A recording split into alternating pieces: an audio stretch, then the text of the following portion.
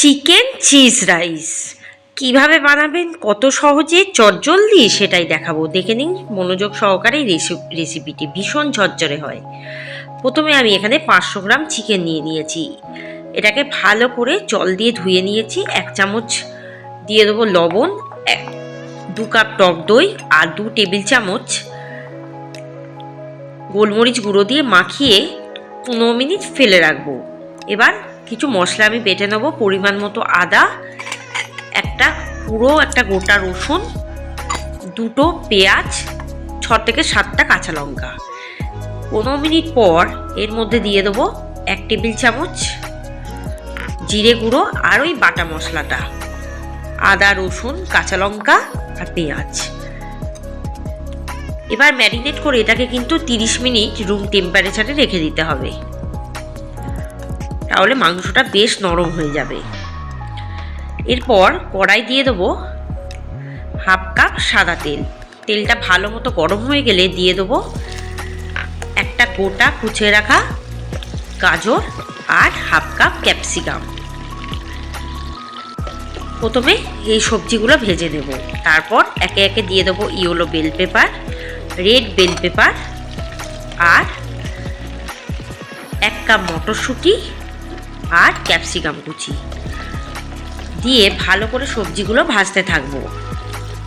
আর সবজিগুলো যাতে খুব তাড়াতাড়ি ভাজা হয়ে যায় তার জন্য 1 চামচ লবণও দিয়ে দেবো।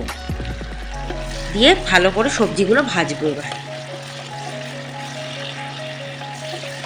সবজিগুলো বেশ ভাজা ভাজা হয়ে এলে এবার দিয়ে দেবো ম্যারিনেট করা চিকেনগুলো।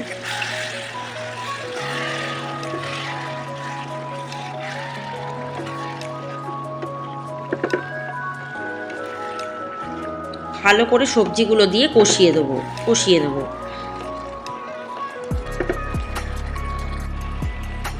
দেখুন অনেকটা তেল ছেড়েছে। এরপর দিয়ে দেবো 1 চামচ চিনি।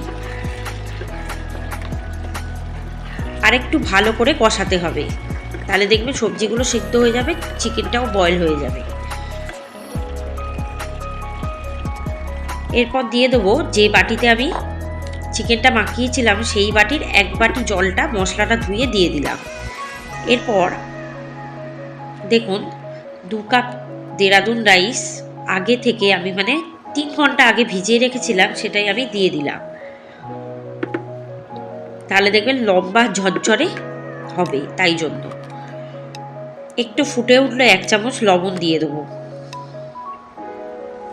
এরপর আরও 1 কাপ জল আমি দিয়ে দেবো, দিয়ে এটাকে হতে দেবো যাতে চিকেনটা ডোবে, সেই মতো জল দিতে হবে। এরপর ঢাকা দিয়ে রাখবো। কিছুক্ষণ পর একটু ফুটে উঠলে তারপর দিয়ে দেবো স্প্রিং অনিয়ন কুচি দিয়ে এবার 15 মিনিট আমি কিন্তু এটাকে ঢাকা দিয়ে রাখবো লো আছে। 15 মিনিট পর ঢাকাটা খুলে দেখুন চালটা কিন্তু প্রায় সেদ্ধ হয়ে গেছে, 50% তো বয়েল হয়েই গেছে। এরপর দিয়ে দেবো ওপর থেকে 1 কাপ চিজ আর 1 টেবিল চামচ বাটার। এবার ভালো করে মিশিয়ে দেবো। দেখুন চালটা প্রায় সেদ্ধ হয়ে গেছে। এবার আমি এটাকে ঢাকা দিয়ে রাখবো ঝরঝরে করার জন্য, লো আছে। এরপর ঢাকাটা খুলে দেখুন জলটা একদম কিন্তু প্রায় শুকিয়েই গেছে, কিন্তু আরেকটু আমাকে ঝরঝরে করতে হবে। তাই এটাকে ভাপে বেশ 15 থেকে 20 মিনিট বসিয়ে রাখবো। ঢাকা দিয়ে বসিয়ে রাখবো। দেখুন বেশ কিন্তু ঝরঝরে হয়ে গেছে। এবারে নামিয়ে সার্ভ করে দেবো আর ওপর থেকে একটু চিজ ছড়িয়ে দেবো। ব্যাস চিকেন চিজ রাইস কিন্তু রেডি। ভীষণ তাড়াতাড়ি হয়ে যাবে, মশলাও কিন্তু কম লাগবে। আর বিভিন্ন ধরনের সবজি আছে যখন, ভীষণ হেলদি রেসিপি। তাই রেসিপিটি অবশ্যই বাড়িতে বানিয়ে দেখুন। বিরিয়ানি ছেড়ে এটা খাবে এইটুকু কথা দিলাম। আর রেস্টুরেন্ট স্টাইলেই বাড়িতে বসে বানিয়ে নিতে পারবেন। ওপর থেকে একটু গ্রেট করা চিজ ছড়িয়ে দেবো। ব্যাস রেডি। রেসিপিটি ভালো লাগলে বাড়িতে বানিয়ে দেখে আমাকে কমেন্টে জানাবেন আর চ্যানেলটিকে সাবস্ক্রাইব করে এগিয়ে নিয়ে যাবেন। আজকের রেসিপি তবে এখানেই সমাপ্ত হলো। ধন্যবাদ। আরও অনেক ধরনের রেসিপি আসছে, তাই আমার চ্যানেলে কিন্তু চোখ রাখতেই হবে আর এই রেসিপিটি বানাতেই হবে।